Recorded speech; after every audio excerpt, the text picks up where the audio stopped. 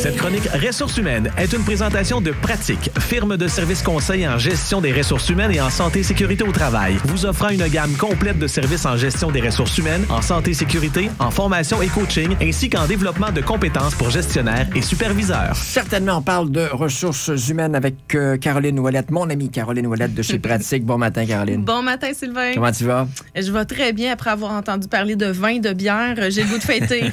Ben oui. On va parler de business, de travail, cependant, au cours des prochaines minutes, et de recrutement international. Exactement. C'est un sujet de plus en plus en vogue, on dirait. Il y a beaucoup d'entreprises qui sont en train de se tourner vers le recrutement international. Aujourd'hui, je ne veux pas aller dans le détail du processus. Ça peut prendre 6 à 12 mois recruter. Et il y a même certains secteurs d'activité qui ne sont pas admissibles à pouvoir recruter à l'international. OK. Mais il y a 2 autres volets que j'aimerais aborder, ou du moins commencer à aborder aujourd'hui. Comment ça fonctionne? Moi, j'ai une entreprise, j'ai besoin de personnel. Et puis, on le sait, tout le monde recherche du personnel. Et là, je me dis, je vais me tourner vers l'international. Oui, il y a un processus quand même très rigoureux à faire. Il y a beaucoup de documentation. Donc, c'est sûr qu'on a besoin d'un soutien à l'externe quand on veut commencer une démarche comme ça la première fois pour être bien guidé. Après ça, on peut devenir autonome.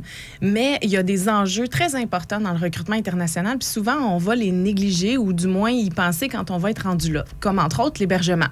Ouais. L'hébergement, c'est quand même le cœur du recrutement international, c'est qu'on doit héberger la personne quand elle arrive. On doit s'assurer qu'elle est bien organisée, que son logement est conforme, parce qu'il y a aussi beaucoup de lois de conformité par rapport à ça. Et on vit une pénurie de logements au Québec, aussi, peu partout. Donc, ça devient un enjeu majeur. On peut bien avoir 10 travailleurs qui sont prêts à arriver, mais si on n'a aucun endroit pour les loger, ça ne fonctionne pas. Donc, on voit de plus en plus des villes, des villages qui sont en train de s'organiser. On voit même des anciens presbytères qui vont être convertis pour accueillir des travailleurs étrangers pour les entreprises de la région.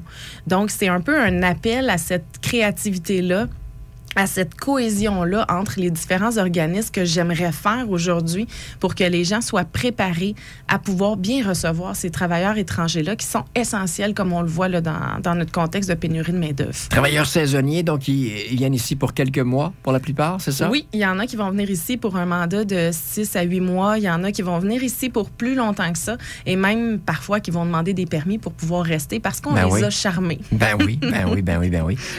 Alors, on s'adresse à qui? Comment ça fonctionne? En fait, c'est sûr qu'il y a plusieurs organismes qui peuvent aider pour le recrutement international, que ce soit au niveau des villes ou que ce soit des organismes privés ou des entreprises comme nous pour les soutenir. Donc, il y a vraiment là, plusieurs ressources. Nous, on peut diriger ou aider les clients aussi là, à trouver la bonne ressource en fonction du type de recrutement qu'ils ont besoin. Donner les trucs, justement, les conseils aux futurs employeurs, parce que ceux qui ont jamais reçu de main-d'œuvre extérieure, c'est ça. Donc, d'abord, il y a bien les loger. Oui. Et par la suite. Il y a tout le volet culturel, l'intégration. J'entrerai même pas en détail dans l'intégration parce qu'on peut préparer un cartable juste pour ça.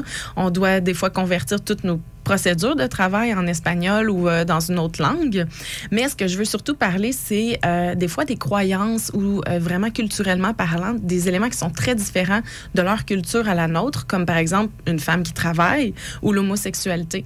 Ce que ça apporte, c'est qu'on doit parfois former soit le travailleur étranger, soit le Québécois à cette réalité-là qu'on ne vit pas nécessairement avec les mêmes croyances, les mêmes valeurs. Quand tu dis on doit former, c'est vous? Bien, l'entreprise, vous faites ça? l'entreprise, ou nous, ouais. ou peu importe de quelle façon la formation se bâtit, l'important, c'est d'être capable de parler de ces sujets-là pour que ça ne soit pas tabou ni complexe dans le milieu de travail quand on va être face à une situation comme ça.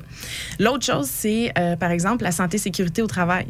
Je peux vous donner une paire de gants, je peux vous donner un harnais, mais si, comme travailleur, je ne suis pas habituée de travailler avec ça, je vais me revirer de bord, puis le travailleur va être grimpé à quelque part, il va avoir enlevé ses gants ou il va continuer de travailler. Ça prend certaines formations, donc. Exactement. Puis, malgré le fait qu'il y a les équipements, il faut être capable de le surveiller pour pouvoir lui redire qu'il n'y a pas son équipement, l'arrêter de travailler puis s'assurer qu'il ne va pas se blesser. Ouais. L'objectif, c'est d'avoir un travailleur, pas d'avoir un travailleur blessé qui va être sur la CNESST. Donc, c'est vraiment important de considérer ces aspects-là. Donc, comme un travailleur québécois, on doit souvent répéter, l'arrêter, lui donner des nouvelles directives, puis le surveiller pour être sûr qu'il a bien compris puis que ça fonctionne bien. Peut-être même plus, parce que lui n'a pas les mêmes connaissances du milieu. Exactement. À barrière de la langue aussi. Oui, c'est ça. On arrive avec 10 travailleurs étrangers en donnant la responsabilité à un superviseur qui ne parle pas espagnol de pouvoir bien travailler avec ces gens-là. Ouais. C'est souvent un grand défi pour ces personnes-là. Donc, eux aussi, les superviseurs ont besoin d'être soutenus puis outillés là-dedans. Mais c'est un plus pour une entreprise et puis c'est nécessaire. On le sait, on est en manque criant de main-d'œuvre. Donc, si c'est un volet qui nous attire et puis si on est éligible aussi, parce que pas pour tout le monde, tu exactement. disais. On peut te joindre à avoir de l'information? Oui, exactement. On a dans l'équipe des gens qui sont spécialisés et qui peuvent aussi vous référer à d'autres ressources là, selon les besoins, que ce soit logement ou autre.